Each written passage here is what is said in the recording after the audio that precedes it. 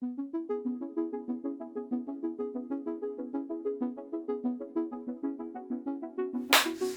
so welcome to my cultural and ethical debate presentation. My name is Varallyai. My chosen debate topic is the representation of gender in sexual relationships in the narrative of film. So to start with, I just want to talk about what representation means and how it works within the media. Stuart Hall was a cultural theorist who studied how the theory of representation, how representation gives meaning to everything in society.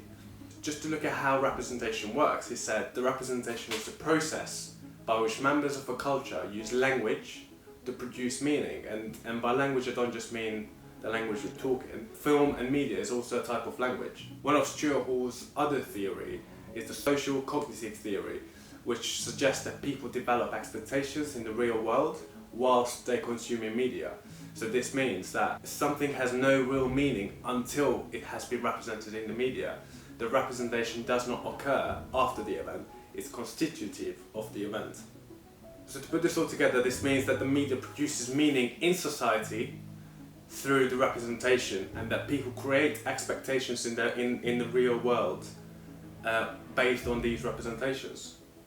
So the way things are represented in the media, it influences the society. So in terms of gender, I will be talking about what gender is and the negative effects of imbalanced gender representations in sexual relationships. So the ethical issues that arise from my debate topic is the harmful impacts of gender stereotypes and assigned gender roles in society, and how these representations devalue women through the male gaze. Also the economic issue of gender pay gap and the unequal economic opportunities. And how the misrepresentation of consent in film links to domestic violence, to other social ethical issues in society.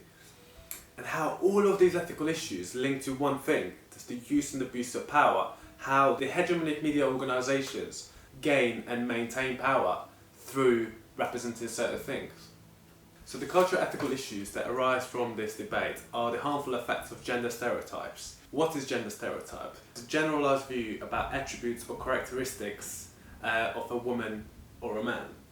Gender stereotypes are harmful when it limits women's or man's capacity to develop their personal abilities, pursue their professional goals, or make choices about their lives. For example, conventional family, the American dream, is a social and religious construct. It's an assignment of social roles based on gender. The typical representation of women's stereotype in the narrative of film is inferior to man, it's below man. Considering Stuart Hall's theory, this means that the underrepresentation of women leads to inequality of power between sexes, the subordinate position of women in family, and the undervaluation of its role in social satisfaction. This is a known and recent issue in Hollywood, as Jessica Chastain talks about it at the Cannes Film Festival. This time I've watched 20 films in 10 days, and I love movies. And the one thing I really took away from this experience is how the world views women from the female characters that I saw represented. And it was quite disturbing to me, to be honest. And there are some exceptions, I will say, but for the most part, I was surprised with the representation of female characters on screen in these films. And I do hope that when we include more female storytellers, we will have more of the women that I recognize in my day-to-day life. Ones that are proactive, have their own agencies, don't just react to the men around them. They have their own point of view. The economic ethical issue of the representation of gender is the gender pay gap. It is the average wage difference between men and women. This links back to another social construct, the Victorian gender order in a conventional family. It's the man's job to earn money, and it's the woman's job to stay at home with the family. Historically, from the 1970s onwards, there's been an advance of women. This shift was accompanied by changes in which women were depicted in the media.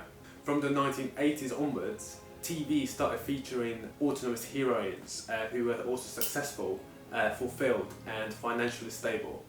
Research showed that in 1989, 28% agreed with the Victorian gender order, but by 2002 this had shrunk to only 17%. So what this means is that how women are depicted, portrayed in the media, it affects the economy in the real world. This change in gender relationship is partly accounting for the impact of an American TV series, Sex and the City. The content of the media distorts women's status in the social world. They are not represented as viable role models, and this is how the media prevents female accomplishments. If we take the representation theory in consideration, they are not given the same economical chances in the real world. This is because majority of hegemonic media organizations are made up and run by men, and there are fewer women that hold positions of power in the media. The representation that we know in the media tend to reflect their ideology on race, social issues, gender, absolutely everything. These stereotypes are generated because of the limited representations that these hegemonic elite shows us through the media. If this limited variety of representation has been used repeatedly through the decades, this can narrow society's perspective on these things, and the representation becomes natural, it becomes part of our life. So to put this all in perspective, so if the mass media conveys a representation of women as sexual objects or inferior to man, then that depicts into our society. And this is how the media uses and abuses power. It fixes a meaning in society to establish dominance, to gain more power. These are a couple of first-hand experiences on how the hegemonic organisations stopped female accomplishments. Nancy Kelly directed 1,000 Pieces of Gold in the 1980s and struggled to finance the film through Hollywood. So she turned to indie filmmaking. She came across plenty of sexism in the industry because of her gender. Sam Taylor Johnson, the director of the first film of the 50 Shades of Grey trilogy, she managed to secure the Hollywood opportunity, however her creative freedom was restricted. This film became the highest grossing film directed by a woman ever, but she was not given the chance to direct the rest of the films. So therefore she decided to transition from Hollywood to TV to pursue her career. Now both of these films were extremely successful in the box office, however neither of the directors were able to get back on the big screen and direct a feature film again. They had to find different ways to pursue their career, and Nancy Kelly went on to indie filmmaking and Sam Taylor Johnson went on to Netflix. Despite proving themselves as a good director, the man who controlled the industry would never give them the chance again to make another feature film. There is over 30 years between the two films, which means this ethical issue has been rooted for a very long time and is still affecting our life now. Another area I would like to talk about is the representation of sexual relationships in the narrative of film. This is a social, cultural, ethical issue. My chosen primary example are the American Psycho and Good Luck Chuck. These films both sexually objectify women and demonstrate unrealistic sexual intercourse. The media sets unrealistic expectations for all genders.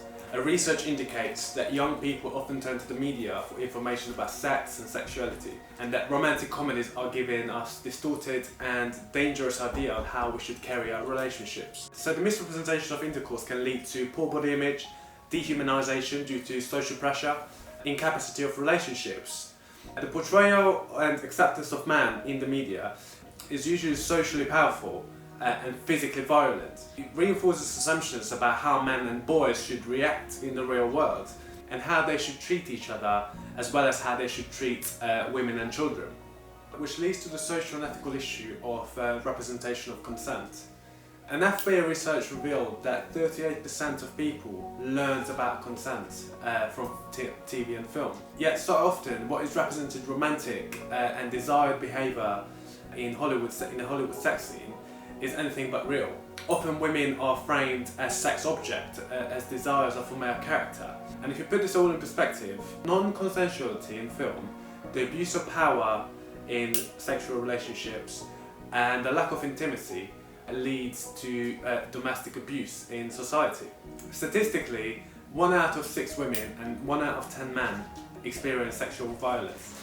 This is obviously not exclusively due to the film representations. However, it definitely plays a part since a large number of people learned consent from film. A few of my primary examples showed the improvement in the 21st century. However, the representation of consent is still an ethical issue today. In 1964, this James Bond scene was considered romantic. You're quite a girl, Pussy. I'm strictly the outdoor type. I'd like to think you're not in all of this caper. Skip it. I'm not interested. Let's go.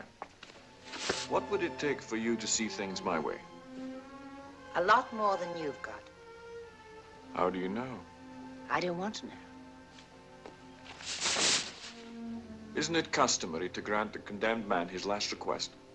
You've asked for this.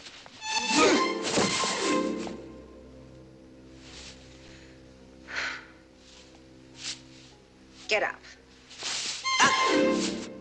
Certainly.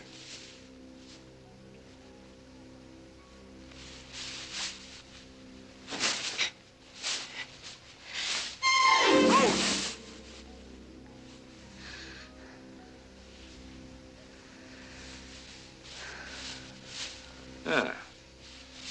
Now let's both play.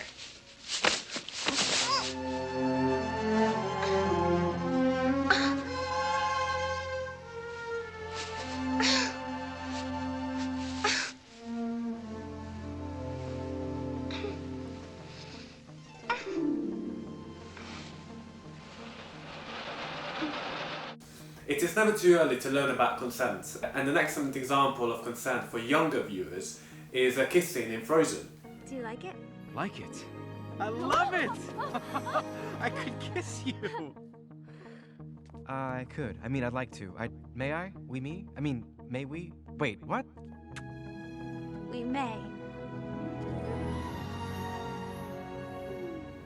Now, from 2013, this clip from Frozen gives a better representation of consent. This is a vast improvement on how Disney previously portrayed consent, like Sleeping Beauty and Snow White. In 2015, 50 Shades of Grey received a bad criticism that it over-romanticizes an abusive relationship and how consent is given in a written form, but the intercourse itself, it's not consensual. Because the female character, she is still overwhelmed by the male protagonist's wealth and power. Although the director wanted to empower the female character during this sexual exploration, the story is still looked through the male gaze, which brings us to the next area I would like to cover in this presentation. So, what is male gaze? The concept of the male gaze was first introduced by a filmmaker called Laura Mulvey. In her own now famous 1975 essay, called Visual Pleasure and Narrative Cinema. Mulvey argued that most popular movies are filmed in ways to satisfy masculine scopholia. Although sometimes described as the male gaze, Mulvey's concept is more accurately described as a heterosexual masculine gaze. Visual media that responds to masculine voyeurism tends to sexualize women for the male viewer. This means that popular films made by men sexualizes women through the media and how they portray women. There are two characteristic styles how women are portrayed in the media. Sexually active female, such as the James Bond series, the Transformers, or the Wolf of Wall Street, or powerless female, like the Blue Velvet or the Disneys, or both, like 50 Shades of Grey. So, is there a female gaze? There's no direct female equivalent of the male gaze. It's not about sexualizing man like the Magic Mike. The male gaze creates a power imbalance. It supports a patriarchal status quo and sexually objectifies women. And for this reason, the female gaze cannot be like the male gaze. To take my primary example, 50 Shades of Grey, the director wanted to empower the female character whilst making the film. There's a flip of positions of power in the narrative of film. It is difficult to define what the female gaze is, as it has had not much time to develop. Since the cinema began, it has been men making films. Even now, in the 21st century, the number of female filmmakers in the industry is exceptionally low. The female gaze is more about diversity and offering more perspective on representation, a more gender-neutral one. Since I'm also a filmmaker, I wanted to look at my own creative practice. I represented gender from various angles, and I naturally find it difficult to evaluate or criticise my own work. This is because I made my films through my own vision and my own gaze. However, I understand that I need to consider various points of views going forward in my practice. What I have taken away from this presentation is how I change going forward in filmmaking. Using stereotypes is a great way to set up characters, but need to use it with caution. And that also now I understand my responsibilities as a filmmaker, and I need to be careful what I represent and how that depicts in society. So just to summarise this ethical debate, we spoke about how the things represented in the media convey meaning in society, the use and abuse of power in the hegemonic media organisations, the uneven economic gender opportunities, the harmful cultural ethical issues of gender stereotypes, and the negative social impact of misrepresentation of consent. However, there's a change in the 21st century. And lastly, we spoke about the difference between the male and the female gaze. I hope you enjoyed my cultural and ethical debate presentation. Thank you very much for watching. That's a wrap!